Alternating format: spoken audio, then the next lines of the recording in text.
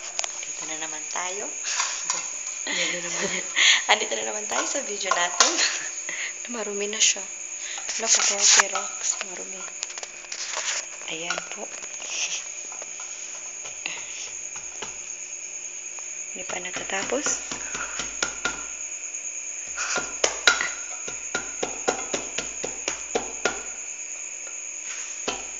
Islant mo siya para makuha agad. Kikit ka, ubot ka, ubot. Naaamoy ko na siya. In fairness lang. Ito na, pwede na to. Hindi, sira nga. Oops. Sira po ito siya. Hindi natin magamit. At ayun, nagsaing na sila. Advance. Nawawarid ako para bukas. Mamaya pala. Kasi ba si Dave mag-react? Okay. Alam ko man magaling si Dave, pero marunong man din yung kaibigan ko, pero mawawarid ako kay Dave. Baka hindi niya siya masatisfy. Oo, lagyan akong baki, basta nakapas. Yun lang kinahiya ko, lalo na yung kanina nagasalita. No.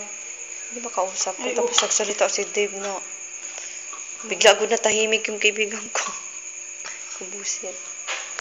Nakakaya yung ginawa ni Dave kanina. Upload ko to, okay lang. Nakakahiya.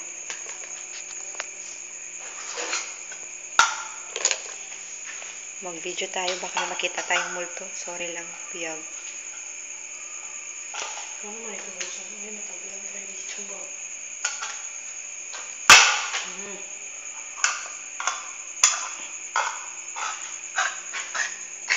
Ay, salamat. Ayan.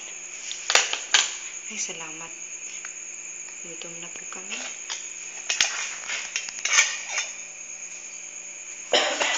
Magluluto daw. Ayan na. Ayan na po. Ayan na po. Kumakain na po kami na tuna. Tuna po yan. Binuksan na ni Kai. Okay na.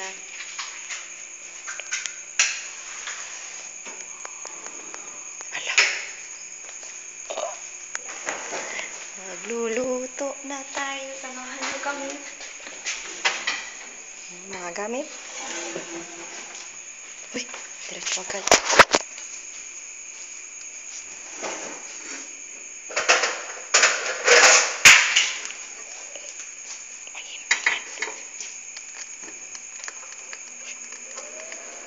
Ayun, may ilaw.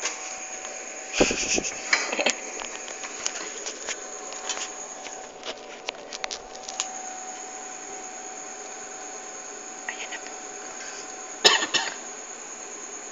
Ginugutom to niya. Kung marami na tagang pagkain. Kada minuto, magkain. Tapos na. Hindi mapigilan, buset. Laki na naman kalaki.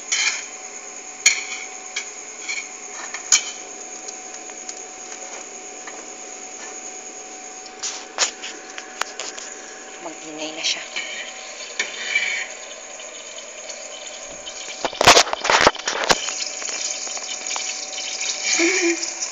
Magluluto na kami.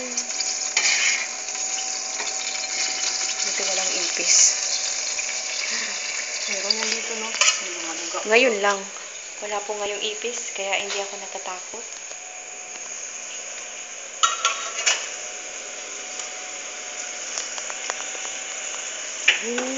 Uy, maghanap tayo ng ipis. Ipis. Ipis. Ang kagutom,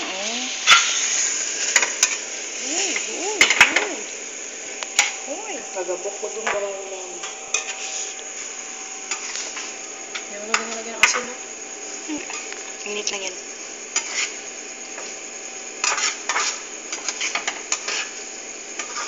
Na-discover ko ba yung tuna nung second year? Grabe ko Yung tuna na ignorante. hindi ganito yung... Basta yung tuna mo ito. Pinakauna ko na try, yung may halo na siya ng kanin. Sabi ko, ano ba yan? Tapos pag-try ko, masarap pala. Hanggang yun, simula yun, yun ang kinakain ko. Lalo na pag mahalang. Iganyan mo na lang para